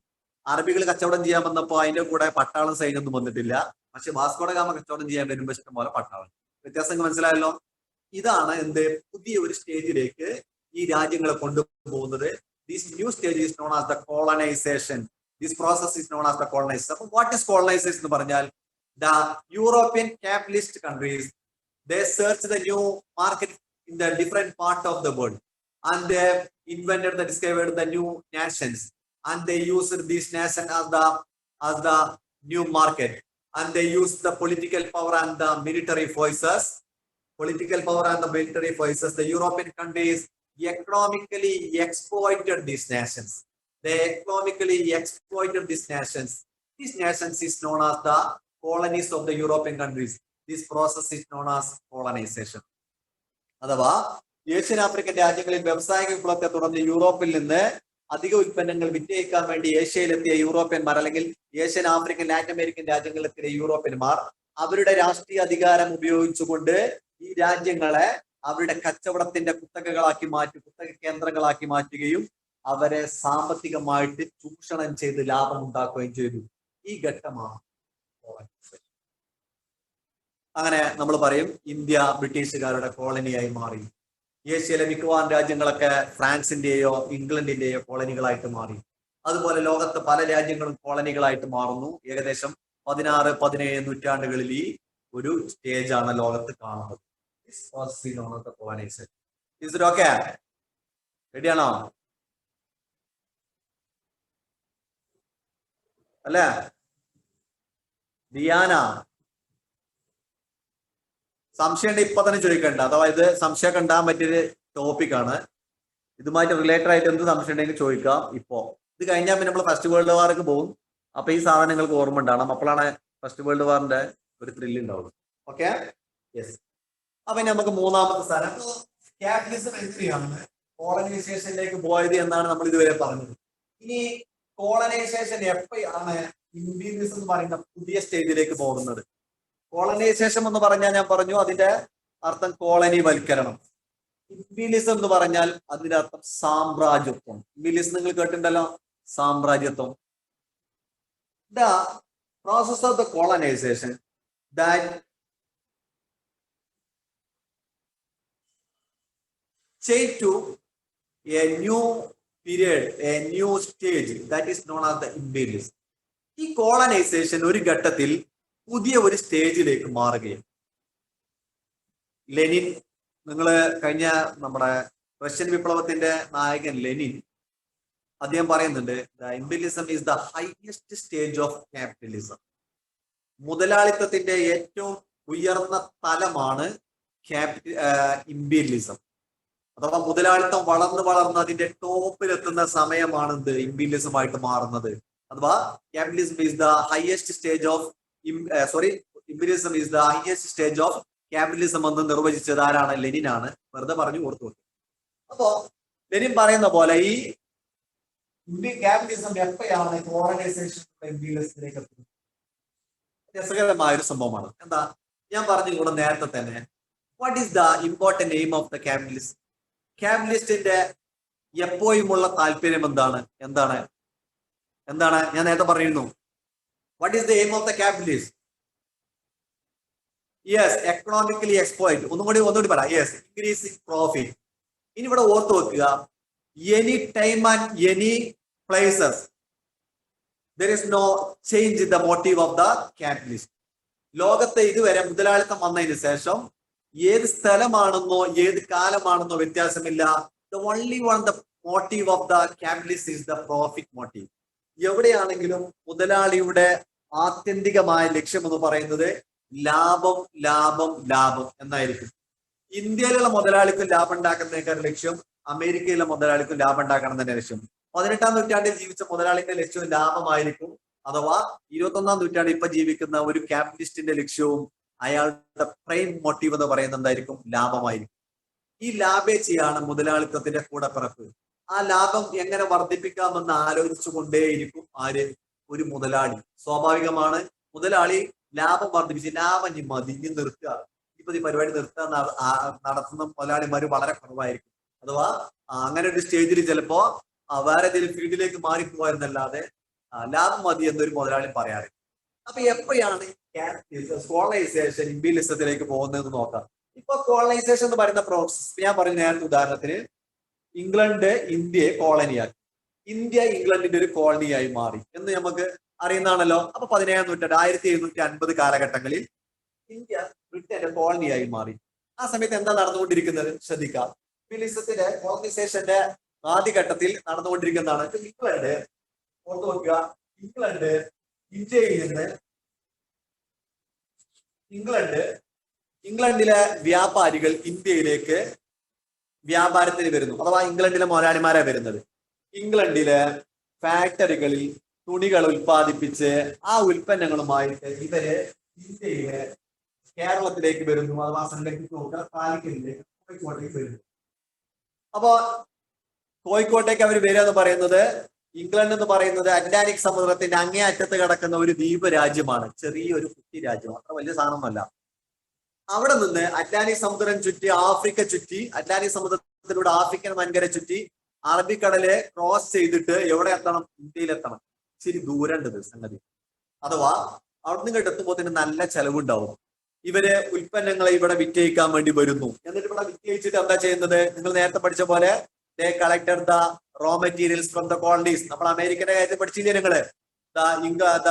എന്താണ് British used the American colonies as the centres for collecting raw materials and the selling their products എന്ന് പഠിച്ചിട്ടുണ്ടല്ലോ. അതേ സംഗതി. അഥവാ അമേരിക്കയെ മെർക്കന്റിസം നയത്തിലൂടെ അമേരിക്കയെ ബ്രിട്ടീഷുകാർ എന്താണ് ചെയ്തത്, അത് തന്നെയാണ് ലോകത്തെ എല്ലായിടത്തും അവർ ചെയ്തത് ഇന്ത്യയിലും.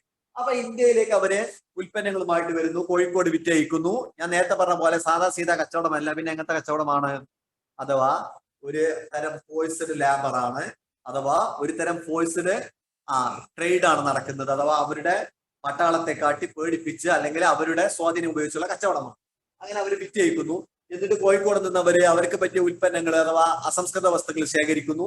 അത് എടുത്തിട്ട് നേരെ ഇങ്ങോട്ട് കൊണ്ടുപോകുന്നു, ഇംഗ്ലണ്ടിലേക്ക് കൊണ്ടുപോകുന്നു. ശ്രദ്ധിക്കുക, ഫോർ എക്സാമ്പിൾ കോഴിക്കോട് നിന്ന് അവർ പരുത്തി എടുത്തിട്ട് നേരെ അല്ലെങ്കിൽ ഇന്ത്യയിൽ നിന്ന് അവർ പരുത്തി കളക്ട് ചെയ്യുന്നു, ഇംഗ്ലണ്ടിലേക്ക് കൊണ്ടുപോകുന്നു. ലണ്ടനിലെ ഫാക്ടറിയിൽ ഈ പരുത്തി എന്താക്കി മാറ്റുന്നു? തുണിയാക്കി മാറ്റുന്നു. വീണ്ടും അവരത് എന്ത് ചെയ്യുന്നു? ഏഷ്യൻ കോളനികളിലേക്ക് കൊണ്ടുവരുന്നു. ഫോർ എക്സാമ്പിൾ ഇന്ത്യയിലേക്ക് തന്നെ വരുന്നു. അങ്ങനെ ഇന്ത്യയിൽ അത് വിൽക്കുന്നു. ഇവിടുന്ന് റോ മെറ്റീരിയൽസ് അങ്ങോട്ട് കൊണ്ടുപോകുന്നു, അത് അവിടെ ഉൽപ്പന്നങ്ങളാക്കുന്നത് ആ സമയത്ത് എവിടെയാണ്? ബ്രിട്ടീഷുകാർ അല്ലെങ്കിൽ ഇംഗ്ലണ്ടിലെയും യൂറോപ്പിലെയും ഫാക്ടറികളിലാണ്. അങ്ങനെ ഉൽപാദനം അവിടെ നടക്കുന്നു, അത് ഇവിടെ കൊണ്ടുവെക്കുന്നു. ഇവര് എന്ത് ചെയ്യുന്നു? ഈ പണം അങ്ങോട്ട് തന്നെ കൊണ്ടുപോകുന്നു, അവിടെ അവരുടെ ഉൽപാദന മേഖലയിൽ വീണ്ടും നിക്ഷേപിക്കുന്നു, ഉൽപാദനം വീണ്ടും വർദ്ധിപ്പിക്കുന്നു, അത് ഇവിടെ വിൽക്കുന്നു. മനസ്സിലായോ? പ്രോസസ് ഇങ്ങനെ നടന്നത്. ഇനി ഇതിനിടയിൽ ചില സംഭവങ്ങൾ ഉണ്ടായി. എന്താ അറിയോ? ഒന്ന് ആദ്യമേ ഓർത്ത് വെക്കുക, this is A very very costly process. ഇത് വലിയ പണച്ചെലവുള്ള ഒരു പരിപാടി തന്നെയാണ്. അപ്പൊ അത്ര എളുപ്പമൊന്നല്ല. കാരണം അവിടുന്ന് അന്നത്തെ കാലത്ത് ഇന്ത്യയിലേക്ക് യാത്ര ചെയ്ത് വരണമെങ്കിൽ മാസങ്ങൾ എടുക്കും. കപ്പൽ യാത്ര മാസങ്ങൾ എടുത്ത് നടത്തി വരുമ്പോഴേക്ക് വമ്പിച്ച ചെലവ് അവർക്ക് ഉണ്ടാവും. ലാഭം കിട്ടുന്നതിനേക്കാൾ ചെലവും അവർക്ക് ഉണ്ടാവും. എന്ന് പറഞ്ഞാൽ ഇത് നല്ല ചെലവുള്ള ഒരു പരിപാടി തന്നെയാണ്. അതുകൊണ്ട് തന്നെയാണ് അവരിവിടെ എന്ത് ചെയ്യുന്നത്? പരമാവധി ഇവിടുന്ന് കിട്ടാൻ അത്രത്തോളം എക്സ്പ്ലോയിറ്റ് ചെയ്തിട്ട് ലാഭം ഉണ്ടാക്കിയിട്ട് പോകുന്നത്. കാരണം നല്ല ചെലവുണ്ട്, ലാഭം കൂട്ടണമെങ്കിൽ നല്ല ഉണ്ടാക്കണം ഇവിടുന്ന്. അപ്പൊ അങ്ങനെ നടന്നുകൊണ്ടിരിക്കുകയാണ്. അതിനിടയിലാണ് ഇത് തന്നെ ഒരു കോസ്റ്റ്ലി പ്രോസസ് ആണ് എന്ന് മുതലാളിമാർക്ക് എന്ത് ചെയ്യാം? അറിയാം. പക്ഷെ അതിനിടയിലാണ് വേറൊരു സംഭവം കൂടി ഉണ്ടാകുന്നത്. എന്താ അറിയാം? ഈ എക്സ്പ്ലോയിറ്റേഷൻ ഇവിടെ മാത്രമല്ല, നിങ്ങള് യൂറോപ്പിലെ ഫാക്ടറികളിലും ഈ എക്സ്പ്ലോയിറ്റേഷൻ നടന്നു. അഥവാ അവിടെ മുതലാളിമാർ തൊഴിലാളിയെ ചൂഷണം ചെയ്യാൻ തുടങ്ങി. ഞാൻ പറഞ്ഞു എവിടെയും മുതലാളികളെ ലക്ഷ്യം ലാഭം ഉണ്ടാക്കലാണ്. അപ്പൊ മുതലാളി തൊഴിലാളിയെ ചൂഷണം ചെയ്യാൻ തുടങ്ങി. നിങ്ങള് മോഡേൺ ടൈം എന്ന് പറഞ്ഞ സിനിമയുടെ ഭാഗം കണ്ടിട്ടുണ്ടോ? മോഡേൺ ടൈം, ചാർലി ചാപ്ലിന്റെ മോഡേൺ ടൈം. മോഡേൺ ടൈമിൽ പറയുന്നത് ഈ സാധനമാണ്. അഥവാ അവിടെ മുതലാളിമാർക്ക് ലാഭം എന്നുള്ള ഭ്രാന്ത് പിടിച്ചിട്ട് തൊഴിലാളി ഫാക്ടറിയിൽ യന്ത്രത്തിന്റെ ഒപ്പം ജോലി ചെയ്യുന്നതിന്റെ വളരെ ഹാസ്യപരമായിട്ടുള്ള ആവിഷ്കാരമാണ് മോഡേൺ ടൈം. അപ്പൊ അതേ രൂപത്തില് യൂറോപ്പിൽ മുതലാളിമാര് തൊഴിലാളികളെ ചൂഷണം ചെയ്യുന്നു. സ്വാഭാവികമായിട്ട് തൊഴിലാളിമാര് അതിഭീകരമായ ചൂഷണത്തിനിടയാവുന്നു. അവസാനം എന്ത് ചെയ്യുന്നു? അവസാനം ഈ തൊഴിലാളികൾ സംഘടിച്ച് സിന്ദാബാദ് വിളി തുടങ്ങി. എവിടെ തുടങ്ങി? യൂറോപ്പില്. അതിന്റെ നിങ്ങൾക്ക് ഓർക്കണം, സോഷ്യലിസത്തിന്റെ വ്യാപനത്തിന് പിന്നെ മാർക്സിന്റെ ഈ ആശയങ്ങൾ വരുന്നതോടുകൂടി കൂടുതൽ ശക്തമാവുന്നു. അങ്ങനെ 1850 അവിടെ യൂറോപ്പില് തൊഴിലാളികളെ സംഘടിച്ച് സിന്ദാബാദ് വിളിച്ച് അവരുടെ അവകാശങ്ങൾ നേടിയെടുക്കാൻ തുടങ്ങി. അഥവാ 18 മണിക്കൂർ 22 മണിക്കൂറൊക്കെ ജോലി ചെയ്യിച്ചിരുന്നതൊക്കെ സൽക്കാരം നിന്നു. അങ്ങനെ എന്ത് ചെയ്തു? ജോലി സമയം കുറച്ചു. കൂലി വർദ്ധിപ്പിക്കാൻ വേണ്ടി തൊഴിലാളിമാര് എന്ത് ചെയ്തു? സംഘടനകൾ ഉണ്ടാക്കി സിന്ദാബാദ് വിളി തുടങ്ങി. ചുരുക്കി പറഞ്ഞാൽ യൂറോപ്പിലെ ഫാക്ടറികളില് തൊഴിലാളിമാർക്ക് കൊടുത്തിരുന്നതിനേക്കാൾ കൂടുതൽ വേജ് നൽകേണ്ടി വന്നു, ആനുകൂല്യങ്ങൾ നൽകേണ്ടി വന്നു.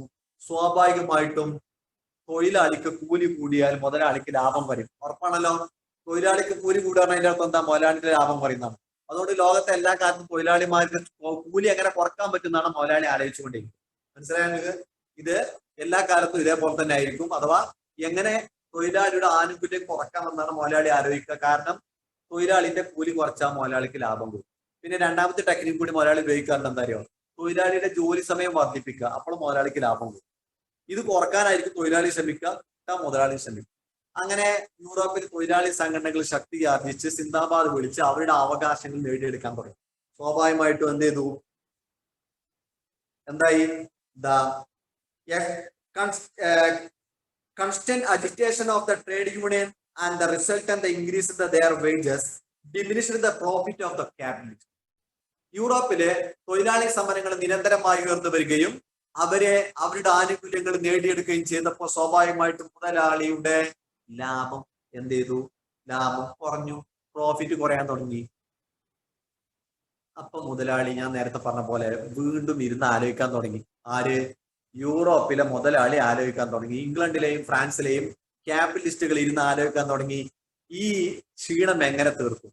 അഥവാ ഏഷ്യയിലേക്ക് ഉൽപ്പന്നങ്ങൾ കൊണ്ടുപോകുമ്പോഴുള്ള ചെലവ് ഒന്ന്, പിന്നെ അതേപോലെ തന്നെ ഇപ്പൊ ഇവിടെ യൂറോപ്പിലെ ഫാക്ടറികൾ ഉൽപാദനം നടത്തുമ്പോൾ അതിനേക്കാൾ വലിയ ചെലവ്. അവിടെ തൊഴിലാളികൾക്ക് നല്ല കൂലി കൊടുക്കും. സ്വാഭാവികമായിട്ടും ഈ രണ്ട് പ്രശ്നങ്ങളെ എങ്ങനെ ഓവർകം ചെയ്യാമെന്ന് മുതലാളി ആലോചിച്ചു തുടങ്ങി. അങ്ങനെ ആലോചിക്കും. കാരണം ഞങ്ങളോട് നേരത്തെ പറഞ്ഞിട്ട് മുതലാളിന്റെ ആകെ ഒരു ചിന്ത ലാഭം വർദ്ധിപ്പിക്കാന്നായിരിക്കും. അങ്ങനെ ആലോചിച്ചപ്പോഴാണ് മുതലാളിക്ക് എന്ത് പിടുത്തം കിട്ടിയത്?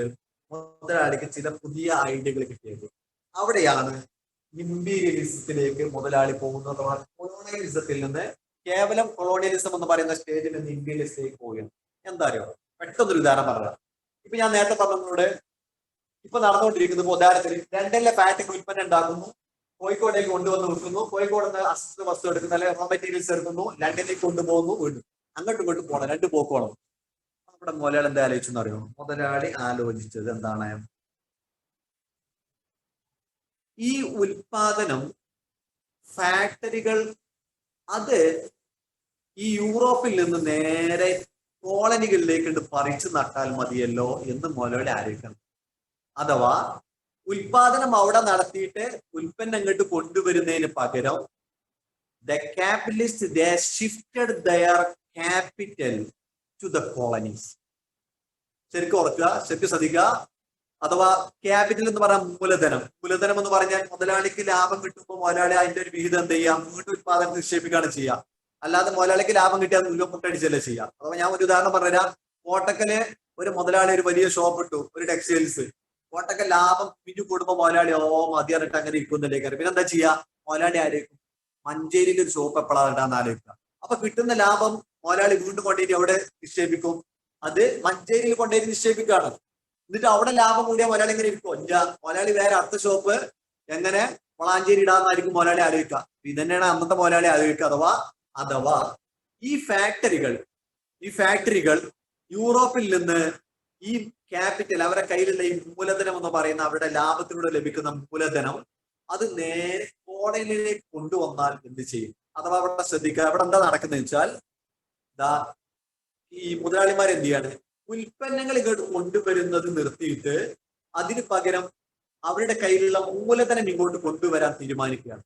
അഥവാ യൂറോപ്പിലെ ഫാക്ടറിയിൽ വസ്ത്രം ഉണ്ടാക്കിയിട്ട് അതിന് കൊണ്ടുവരുന്നതിന് പകരം അവിടെയുള്ള ലാഭം അവരെന്ത് ചെയ്യുന്നു? ക്യാപിറ്റൽ മൂലധനം അവർ നേരെ ഏഷ്യയിലേക്ക് കൊണ്ടുവന്നിട്ട് ആ മൂലധനം ഇവിടെ നിക്ഷേപിച്ചിട്ട് ഇവിടെ ഫാക്ടറി ഉണ്ടാക്കാൻ വേണ്ടി ആലോചിക്കുക. മനസ്സിലായ? അങ്ങനെ ആയാലുള്ള മേന്മ അല്ലെങ്കിൽ നേട്ടം എന്തായിരിക്കും? അഥവാ latterly the capitalist they started to invest capital in the colonies. They started to invest their capital to colonies. അവരുടെ കയ്യിലുള്ള മൂലധനം കോളനികളില് നിക്ഷേപിക്കാൻ തുടങ്ങി.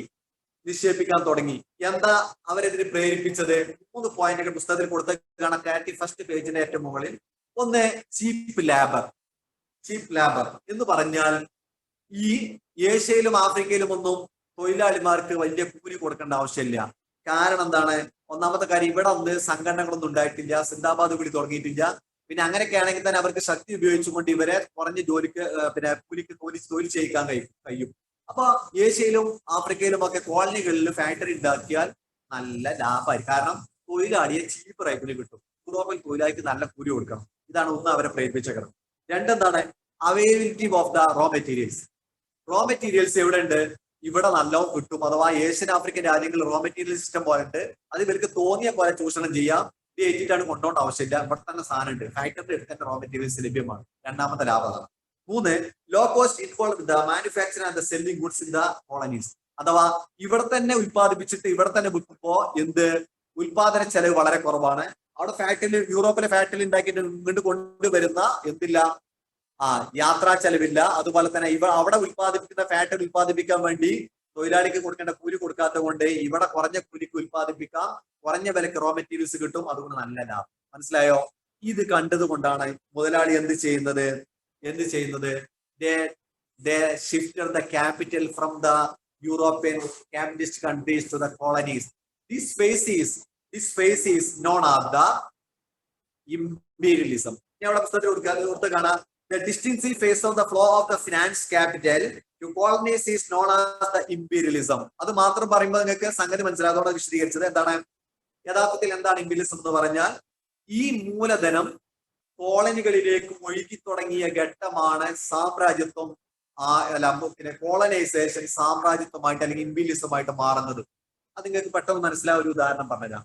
ഇപ്പോ യഥാർത്ഥത്തിൽ അതിന്റെ ഡെഫിനിഷൻ അതിന്റെ തൊട്ട് താഴെയുള്ളതാണ്. അഥവാ ഈ flow of the finance capital from the Europe to colonies this stage is known as the imperialism. ശരിയാണ്, യൂറോപ്പിൽ നിന്ന് മൂലധനം ഏഷ്യൻ കോളനികളിലേക്ക് ഒഴുകിയ ഈ ഘട്ടമാണ് സാമ്രാജ്യത്വം എന്ന് വിശേഷിപ്പിക്കപ്പെടുന്നത്.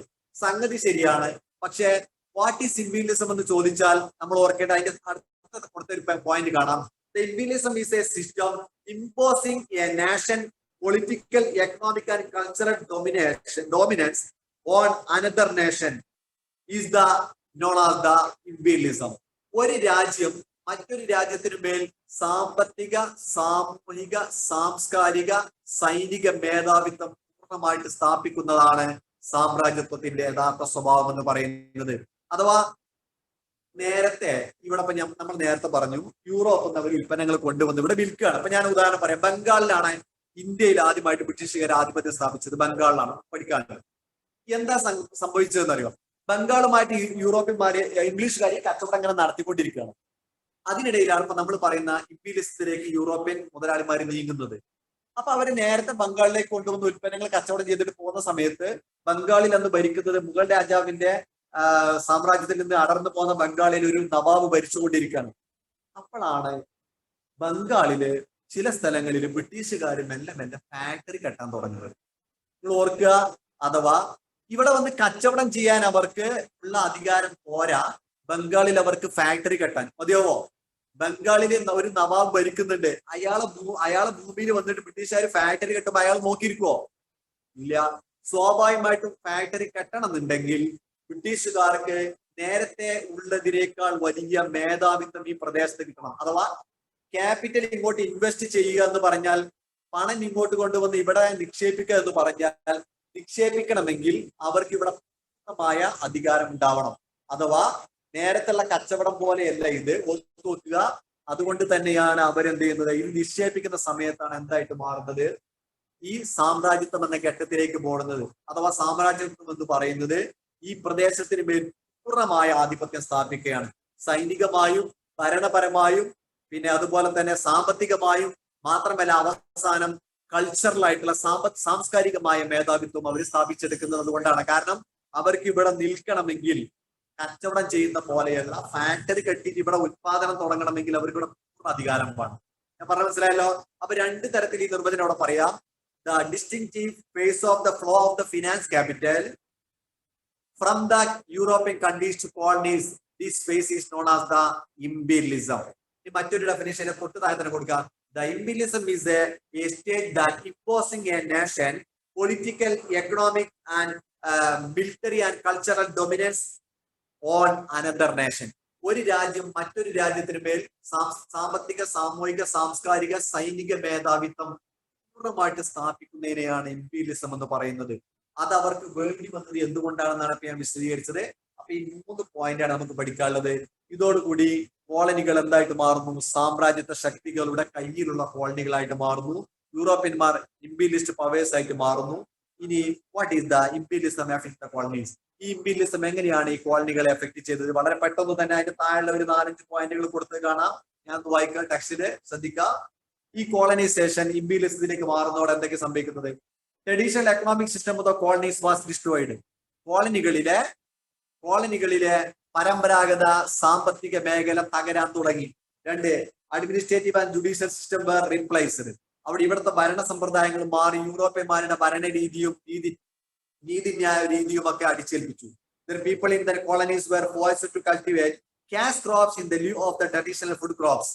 അഥവാ കോളനികളിലെ കർഷകർ പരമ്പരാഗതമായ ഭക്ഷ്യ ഉൽപ്പന്നങ്ങൾക്ക് പകരം നാണ്യ ഉൽപ്പന്നങ്ങൾ ഉൽപ്പാദിപ്പിക്കാൻ നിർബന്ധിക്കപ്പെട്ടു. അതൊക്കെ നമുക്ക് പിന്നെ വരുന്നുണ്ട്, അപ്പൊ നമുക്ക് വിശദീകരിക്കാം. Then poverty and unemployment increased. ദാരിദ്ര്യവും തൊഴിലില്ലായ്മയും വർദ്ധിച്ചു. Natural resource were widely exploited. ഈ കോളനികളിലെ അസംസ്കൃത വസ്തുക്കൾ അഥവാ പ്രകൃതി വിഭവങ്ങള്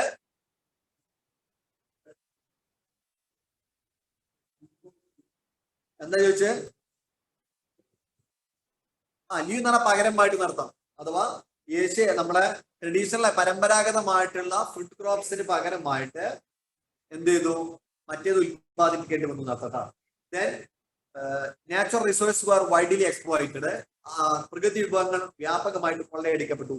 then also indigenous arts, literature, language, culture and education system were destroyed. ഈ കോളനികളിലെ ഭാഷയും സംസ്കാരവും പിന്നെ അതുപോലെ തന്നെ സാഹിത്യവും തുടങ്ങിയ സാംസ്കാരിക മേഖല മൊത്തം നശിപ്പിക്കപ്പെടുകയും അവിടെയൊക്കെ യൂറോപ്യന്മാരുടെ സംസ്കാരം അടിച്ചേൽപ്പിക്കപ്പെടുകയും ചെയ്തു എന്ന് പറഞ്ഞാൽ ഞാൻ നേരത്തെ പറഞ്ഞ പോയിന്റിന് അഥവാ സാമ്പത്തികമായിട്ടും സാമൂഹികമായിട്ടും സൈനികമായിട്ടും ഭരണപരമായിട്ടും സാംസ്കാരികമായിട്ടും ഈ പ്രദേശങ്ങൾ പൂർണ്ണമായിട്ടും എങ്ങനെയാണ് പിന്നെ എന്തായി മാറി? പൂർണ്ണമായിട്ടും യൂറോപ്യന്മാരുടെ കൈകളിലായി. അവിടെ ഈ സ്ഥാനം ഇപ്പോൾ രണ്ടാൾക്കാർ ചോദ്യം ഇട്ടിട്ടുണ്ട്, അഥവാ എങ്ങനെയാണ് തൊഴിലില്ലായ്മ ഉണ്ടായത്, എങ്ങനെയാണ് ഫാക്ടറീസ് ഇതായത്, ആ വിഷയം നമുക്ക് പറയാം. അഥവാ ഫാക്ടറികൾ വന്നൊരു കാര്യം മാത്രമല്ല, നമുക്ക് അടുത്തൊരു ചാപ്റ്റർ ആ വിഷയം മാത്രം വിശാലമായിട്ട് നമുക്ക് പഠിക്കാണ്ട്, അപ്പൊ അതപ്പൊ ഡിസ്കസ് ചെയ്യാം. ഇപ്പൊ അതിന്റെ എഫക്റ്റാ പറഞ്ഞത്, അഥവാ ഇന്ത്യയിലെ ഇമ്പീരിയലിസത്തിന്റെ എഫക്ട് വരുന്നുണ്ട്, ഇന്ത്യൻ സ്വാതന്ത്ര്യ സമരം നമുക്ക് വരുന്നുണ്ട്. അപ്പൊ വിശദമായിട്ട് പറയേണ്ടത്, അതുകൊണ്ടാണ് പറയാത്തത് ഇപ്പോ. അപ്പൊ ഇവിടെ എന്തോർത്ത് നോക്കുക, what is the how did the imperialism affect the colonies എന്ന് ചോദിച്ചാൽ പൊതുവായിട്ട് പറയാം. കോളനികളെ എങ്ങനെ എഫക്ട് ചെയ്തെന്ന് ചോദിച്ചാൽ ഈ പോയിന്റുകളാണ് എത്തേണ്ടത്. ഇനി നമുക്ക് ഫസ്റ്റ് വേൾഡ് വാറിലേക്ക് അടുത്ത ക്ലാസ്സിൽ നമുക്ക് പോവാം. ഓക്കെ.